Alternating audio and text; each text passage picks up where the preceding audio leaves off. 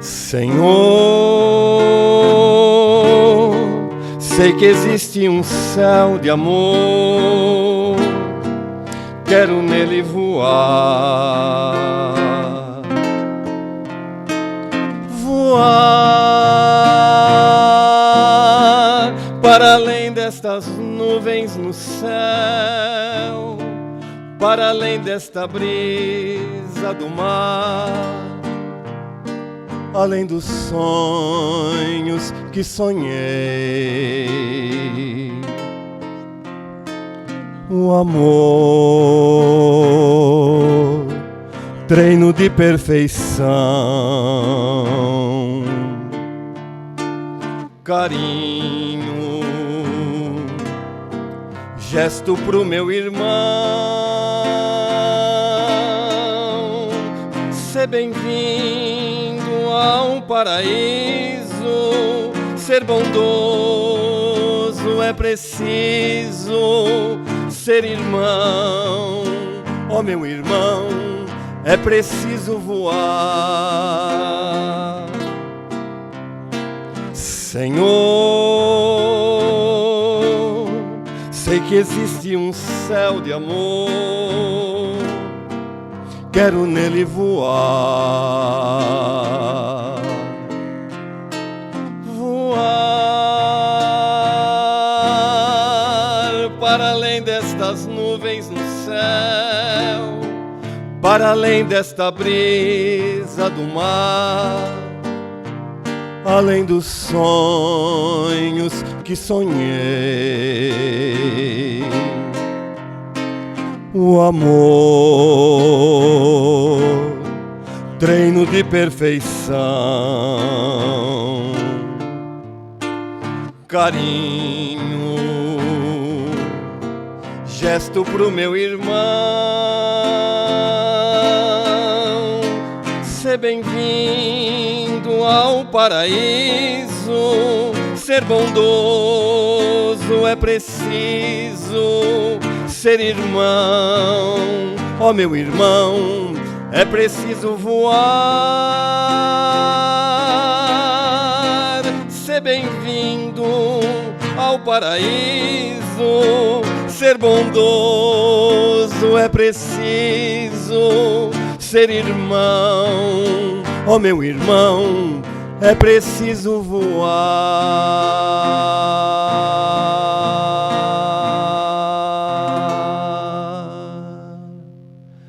Convidamos agora o nosso irmão Alexandre para nos trazer os ensinamentos da noite e mais uma vez agradecemos a ele pela colaboração. Obrigado, Alexandre.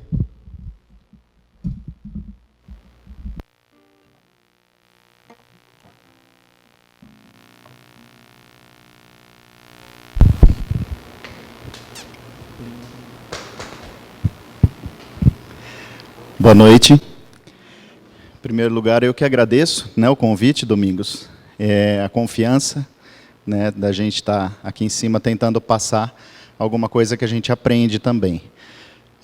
Hoje eu trouxe para vocês um assunto que muita gente desconhece, pouca gente que não conhece a fundo, que é sobre a nossa glândula epífise, que também é conhecida, né, mais conhecida como glândula pineal.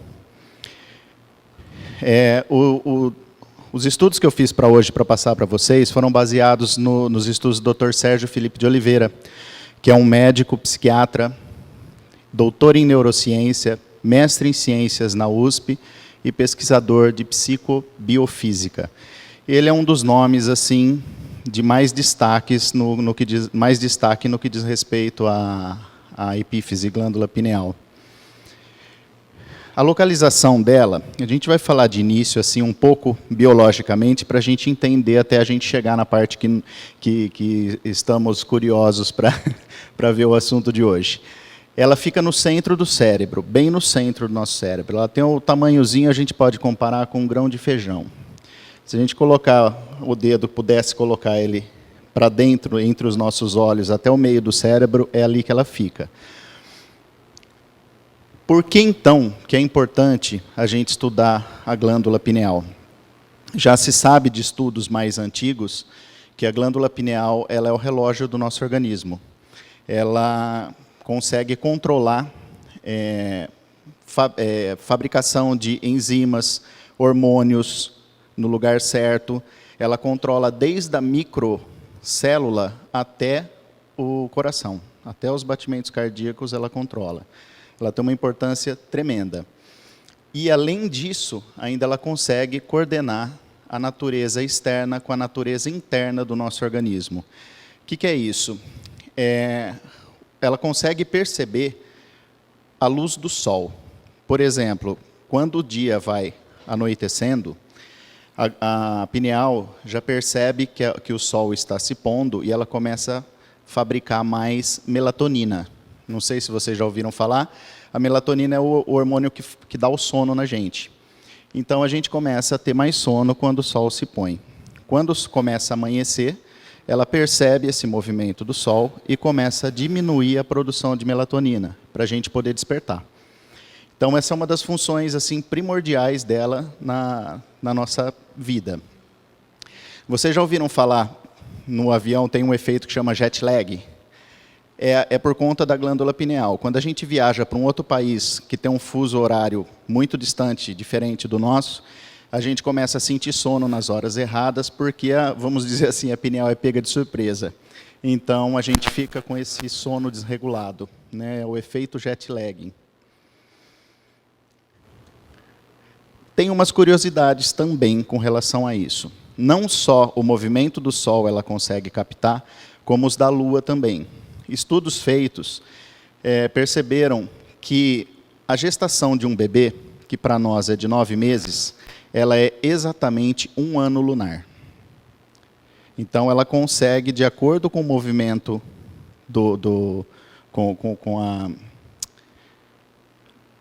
não a idade lunar, o tempo da Lua, em 1 ano lunar, ela consegue calcular o tempo certinho de uma gestação de um bebê. A ovulação feminina também é 30 dias da Lua. Isso na contagem da Lua, tá? Então, a pineal é como se fosse um observatório astronômico, né? Ela consegue perceber os astros, o movimento dos astros. Como a glândula pineal consegue perceber esse movimento do Sol e da Lua? Vocês têm ideia? Na verdade, não se sabe ainda muito, mas tem bastante estudos curiosos com relação a isso.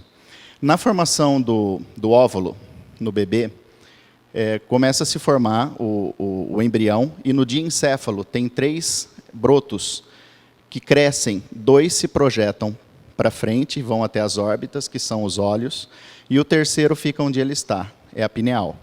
Então, se vocês procurarem assuntos sobre a pineal na internet ou em qualquer lugar, vão encontrar lugares que falam que a pineal é o terceiro olho. Então, ela está muito ligada aos olhos, diretamente ligada aos olhos. E ela tem a mesma origem que os olhos no embrião do bebê. Então, há uma grande relação, né, entre ela e os olhos. Aqui a gente tem um desenho que vai ficar mais fácil eu mostrar para vocês ali no telão. Existe um ciclo para essa luz que a retina recebe para chegar até a pineal. Aqui, a gente tem a luz entrando pelos olhos, pela retina. Ela segue esse caminho aqui e vai até o hipotálamo, que é essa região aqui. Essa região fica acima do céu da boca, no cérebro. Do hipotálamo, ela desce até o pescoço, aqui no gânglio cervical. Daqui do gânglio cervical, ela volta e vai até a pineal. A pineal é esse grãozinho que está aqui. Ela sobe pelo nervo coronário, nervo do coronário. Aqui em cima é só, acho que não deve estar dando para enxergar, é a fórmula da melatonina, tá? Que está em inglês aí. Então, com a percepção da luz, né, os olhos, na verdade, a gente não vê Imagens, quem forma imagem é o cérebro da gente. A gente só vê luz. Né? Ah, mas eu estou vendo essa mesa. Né? Não, a gente não está vendo a mesa. Parece estranho a gente falar, mas eu não estou vendo essa mesa. Eu estou vendo a luz que está sendo refletida nela. A luz que volta aos meus olhos, o meu cérebro monta a imagem. Isso eu estou falando porque é importante mais para frente a gente entender algumas coisas da pineal. Então, as pessoas falam, não acredito, não é isso. Se apagar a luz e a gente ficar no completo escuro, alguém vê alguma coisa? Então, é a prova maior que a gente está vendo é a luz refletida. Né? Bom, ela fica na área do cérebro, que tem uma das áreas mais irrigadas do cérebro. Na fisiologia, sabe-se que toda região, todo órgão que é muito irrigado, ele é de extrema importância. E a pineal tem uma irrigação como uma glândula endócrina. Quando se fala em glândula endócrina, a gente sempre ouviu falar, endocrinologista, tal, mas alguém sabe a diferença, o que é endócrino? Se a gente falar em exócrino, por exemplo, glândulas salivares, elas excretam alguma coisa. A glândula endócrina, ela joga na circulação sanguínea. Então, ela funciona, ela é uma glândula também endócrina, porque ela também tem a melatonina que ela precisa colocar na circulação sanguínea. Por isso de ter tanta irrigação. Tem tanto pelo lóbulo frontal, quanto pela parte cervical aqui de trás das artérias, nas carótidas.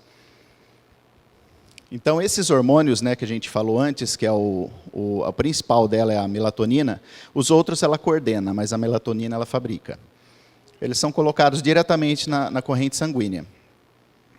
E existe uma curiosidade, uma outra curiosidade. Né?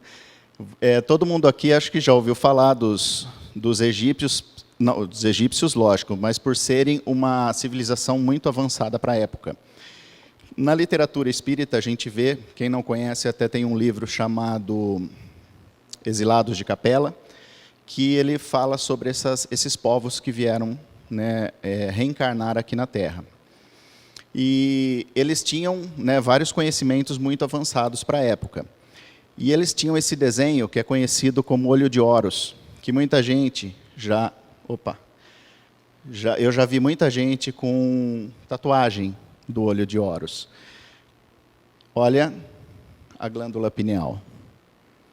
Ele é praticamente, né, uma cópia da glândula pineal. E se a gente for pensar no Egito antigo, naquela época, onde eles não tinham recursos nenhum para dissecar um cérebro, de onde veio isso? Né? De onde veio esse desenho e qual a relação?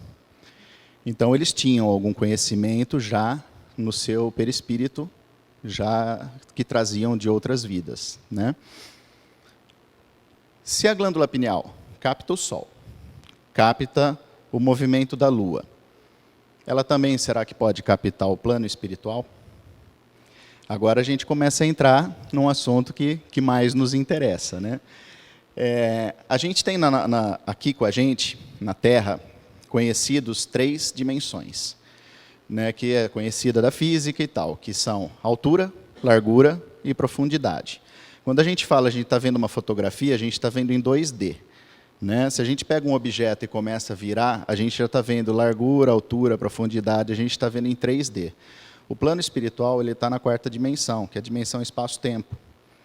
E através da matemática, dos tempos e todos os estudos que se fizeram entre a descoberta de Einstein, que lida com o cosmos, né, o macro, que a descoberta dele foi a teoria da relatividade, que ele desenvolveu, e hoje com a física quântica, que estuda o micro, né, são 2 opostos.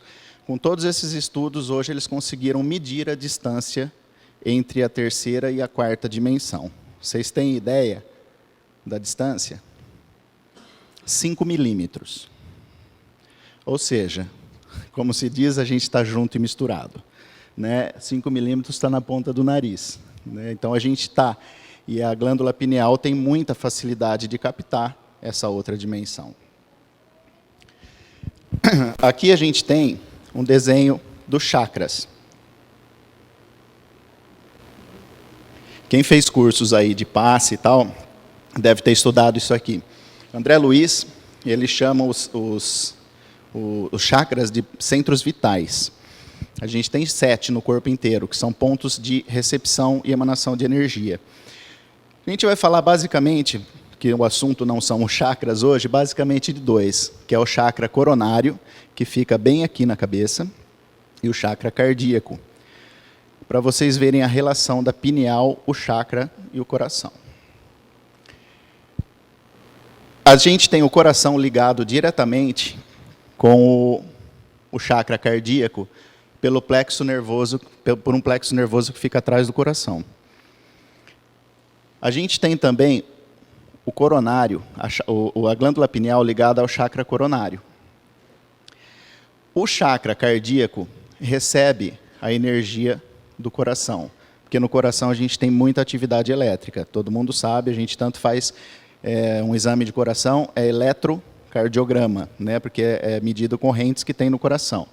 O chakra cardíaco, ele recebe essa energia do coração e passa para o chakra coronário. O chakra coronário, então, envia para a glândula pineal. E, por consequência, a pineal envia para o nosso corpo. Se a gente for pegar metade desse caminho aqui, ó, para cá, é o passe. Né? É a imposição de mãos, a gente toma o passe, ele vem diretamente no chakra. Às vezes o médium pode ter uma intuição de colocar a mão direto no chakra cardíaco, mas é a recepção de energia que a espiritualidade passa para a gente através do médium para o chakra coronário. Aí tem uma pergunta para fazer para vocês. E se o chakra coronário estiver fechado? Porque nem tudo é uma maravilha, né? Se ele estiver fechado e a gente olhar de volta, toda essa energia que vem para cá não encontra fluxo, ela vai ficar presa aqui. Isso pode dar, inclusive, até problemas cardíacos, palpitações e outras doenças que a gente pode adquirir.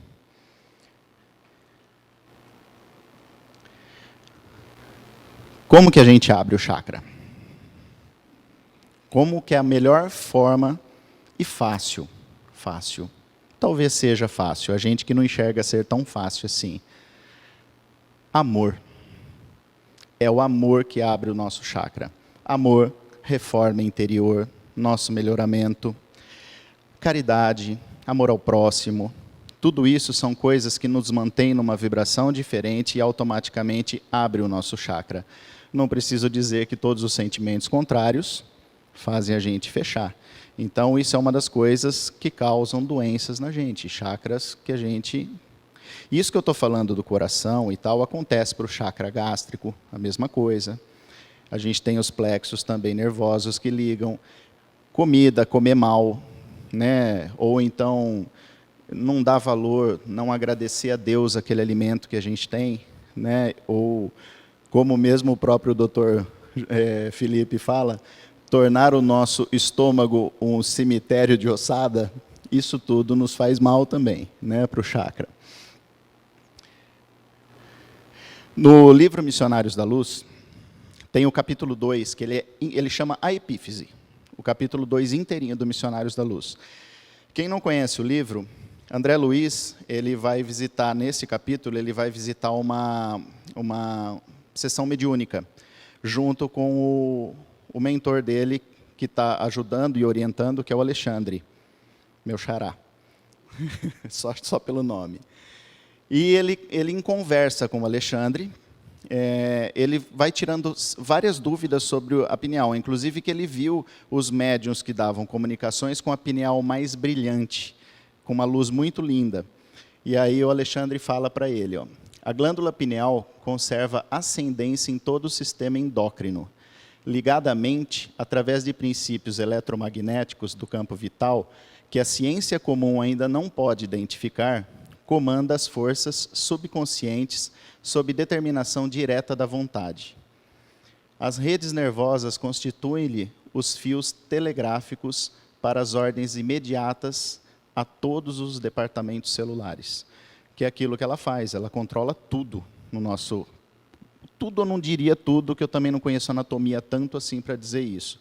Mas tem muitas enzimas, muitos hormônios. Ela diz a hora certa de ir para a célula, ela diz a hora certa de produzir um hormônio, ela diz, é tudo a glândula pineal que controla. Continuando, são trechos, tá, desse capítulo. A perversão do nosso plano mental consciente, em qualquer sentido da evolução, determina a perversão de nosso psiquismo inconsciente. O que ele está querendo dizer com isso? Nossos vícios, sejam eles quais for, vícios materiais ou vícios mesmo, vícios ruins para as nossas vidas, acabam afetando a nossa glândula pineal e, consequentemente, afetando a nossa vida. Tá? A vontade desequilibrada, né, são os vícios nossos, desregula o foco de nossas possibilidades criadoras. Daí procede a necessidade de regras... Opa! Bati errado aqui. Regras morais para quem, de fato, se interesse pelas aquisições eternas do domínio do espírito. Ou seja, durante a nossa encarnação inteira, se a gente tiver consciência disso, tá sempre em auto-vigia, sempre se vigiando, pensando que a gente, com o tempo, também, além da melhoração, da melhora espiritual nossa, tem o melhoramento também da nossa glândula pineal.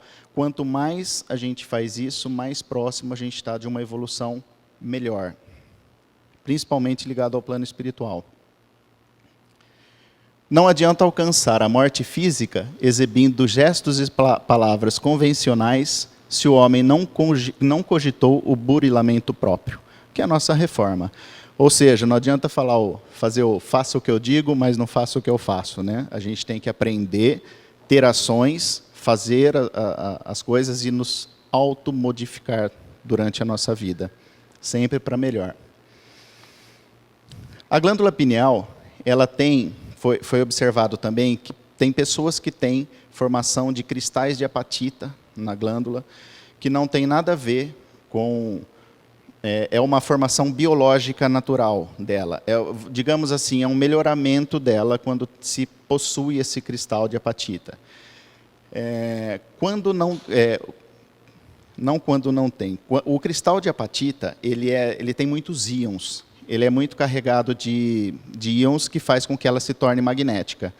E ele consegue captar, com essa força magnética, ele consegue captar as ondas que vêm de fora e principalmente o plano espiritual. A pineal com apatita, ela tem a capacidade, então, de pegar o campo magnético, como uma secretária, eu coloquei aí para me lembrar de dar esse exemplo, uma secretária eletrônica de celular. A gente está com o celular ali, quando vem uma mensagem, né, ela vem por ondas, o celular capta aquela mensagem e guarda.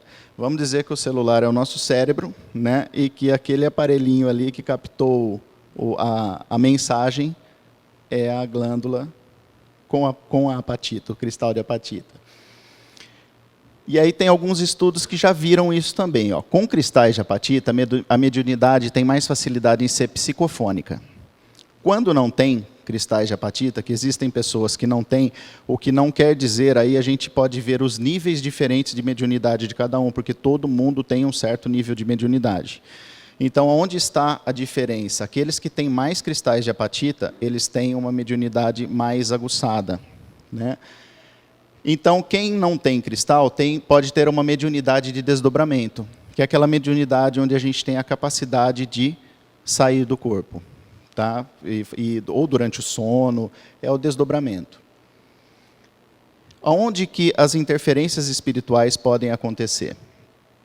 Quando as ondas, né, que a pineal capta vão para o lóbulo frontal é a região da nosso raciocínio. Então, eles podem afetar as nossas ideias ou podem mesmo nos intuir. E essa intuição que a gente pode captar pode ser... Todo mundo pensa, eu tive uma intuição boa, tem as boas e tem as ruins também. Assim como tem os espíritos que não são muito felizes para nos intuir para coisas que não são boas. Quando as ondas vão para o lóbulo occipital, é aqui atrás. Essa região é a região da visão. Então o médium tem mais facilidade em ter clarividência. Ele consegue ver o plano espiritual. Quando as ondas vão para a área da escrita, a psicografia. Quando elas vão para o hipotálamo, que é aquela região central ali perto da pineal, aí a gente pode ter problemas orgânicos, porque ele ataca o sistema nervoso, abala o sistema nervoso autônomo, que ele mexe com comportamento psicobiológicos, como fome, sexualidade, e agressividade. E essa agressividade, a gente quando pensa, não é só agressividade para com o outro, é agressividade para conosco mesmo. Por exemplo, uma depressão não deixa de ser uma agressividade contra nós mesmos.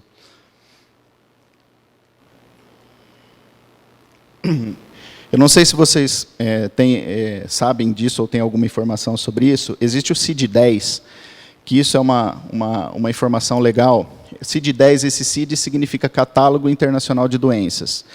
Ele já tem hoje no seu código F44.3 a descrição de eles chamam de doença, né, mas já está catalogado, e isso é uma boa notícia. Estados de transe e possessão.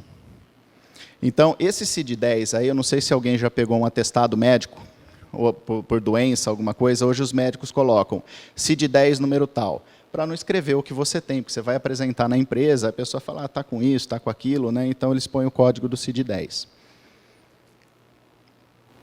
Essa interferência, né, se for muito, muito excessiva, né, a interferência espiritual, ela pode levar a diagnósticos parecidos com hiperatividade, borderline, esquizofrenia. Mas vejam bem, eu não estou dizendo, e nem é isso, que quem tem alguma dessas doenças necessariamente tem uma interferência espiritual. Então, às vezes a pessoa fala, eu conheço fulano de tal, deve estar com alguém junto com ele. Não é bem isso. Pode ser confundido uma interferência dessa com uma dessas doenças. O que também pode acontecer é de uma interferência excessiva e por muito e muito tempo acabar causando um machucado no perispírito que vai levar à doença depois. Mas isso é um processo muito recursivo e de muito tempo. Por isso, cada vez mais, existe a necessidade de interação entre a medicina convencional e a espiritualidade. Sempre que a gente vê uma notícia, né, como o CID-10, que já aceitou um estado de possessão, né, porque antigamente se falava em espiritismo, para muita gente era uma coisa realmente de outro mundo, né? Então, hoje a medicina já está aceitando. Esse médico que fez essas pesquisas é um médico renomado também, e também é espírita, né, que vem colocando essas coisas na medicina, e está ficando muito interessante cada vez mais a gente aprender sobre a glândula pineal. Gente, eu fiz isso curto, de uma maneira, tentei simplificar e deixei um tempinho para ver se alguém tem alguma dúvida, porque eu fui colocando, se quiser que eu volte em algum ponto, ver alguma imagem. Alguém tem uma dúvida? Queira fazer uma pergunta? Juliano? Então, gente, é isso. Ficou muito, muito difícil de entender? Como é que está? Então, beleza. Eu agradeço a atenção de vocês. E quem quiser, né, pesquisar mais sobre o assunto, que vê na internet, pode pesquisar por glândula pineal, que é mais fácil de encontrar. Cuidado com... Também, né, filtra um pouco as informações. Esse médico é um bom nome, José Felipe de Oliveira. José Felipe, acho que é. Sérgio Felipe de Oliveira. Ele é um bom nome sobre isso. Inclusive, ele é o fundador da Unispírito. Não sei se vocês já viram. Entre em unispírito.com.br, é uma universidade espírita. Ele é um dos fundadores da Unispírito. Então, tem muito artigo dele lá, tem muitos vídeos, reportagens, palestra dentro da Unispírito, que inclusive tem inscrições para turmas novas. É uma universidade EAD espiritual, muito legal. Então, gente, mais uma vez, muito obrigado. Eu vou deixar agora passar a bola para a Maria do Carmo conversar com vocês. Obrigado, boa noite.